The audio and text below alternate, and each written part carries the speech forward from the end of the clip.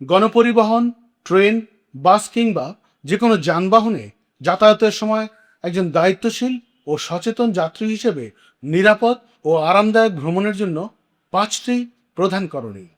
আমার বলা 5টি পয়েন্টের বাইরে অন্য কোনো মতামত থাকলে আপনারা কমেন্টে জানাতে পারেন।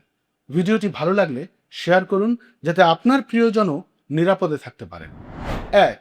লাইনে দাঁড়িয়ে যানবাহন ব্যবহার ও আগে নামতে দেওয়া।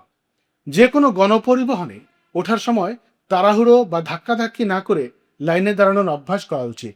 এতে দুর্ঘটনা এড়িয়ে যাওয়া যায়। সবচেয়ে গুরুত্বপূর্ণ নিয়ম হলো যানবাহনে আগে ভেতরে থাকা যাত্রীদের নামতে দিন এবং পরে উঠুন। 2. নারী, শিশু ও প্রতিবন্ধীদের আসন ছেড়ে দেওয়া।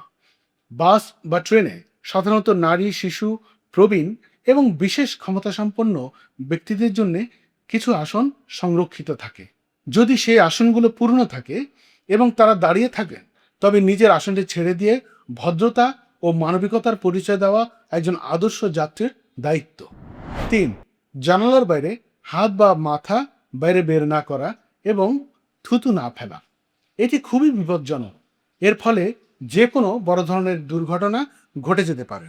এছাড়া চিপসের প্যাকেট, পানির বোতল, বাদাম এগুলোর খোসা যদি থেকে থাকে তাহলে বাসের নির্দিষ্ট বিনে রাখতে পারেন অথবা নিজের ব্যাগে অথবা নিজের পকেটে রেখে দিতে পারেন। অনেকে চলন্ত গাড়ি থেকে থুতু ফেলে। এতে বাইরের যারা যাত্রী আছেন, পেছন থেকে আসা বা থাকা সেসব যাত্রীদের নাকে মুখে গিয়ে এই থুতু পড়তে পারে। এটি থেকে অবশ্যই বিরত থাকবেন। 4. সহযাত্রীদের বিরক্তির কারণ না হওয়া। পাবলিক প্লেসে বা গণপরিবহনে উচ্চস্বরে মোবাইলে কথা বলা, হেডফোন ছাড়া গান শোনা বা ভিডিও দেখা অন্য যাত্রীদের জন্য চরম বিরক্তিকর।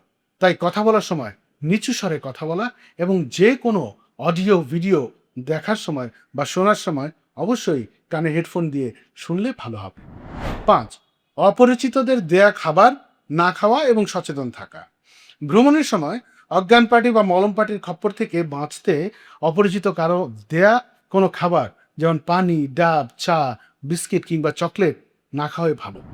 আমার চ্যানেল ফলো করুন বা না করুন, যখন আপনি যাত্রী হয়ে কোনো পরিবহনে উঠবেন তখন এই 5টি বিষয় ফলো করলে আপনি এবং আপনার আশপাশের মানুষ সবাই ভালো থাকবে ইনশাআল্লাহ।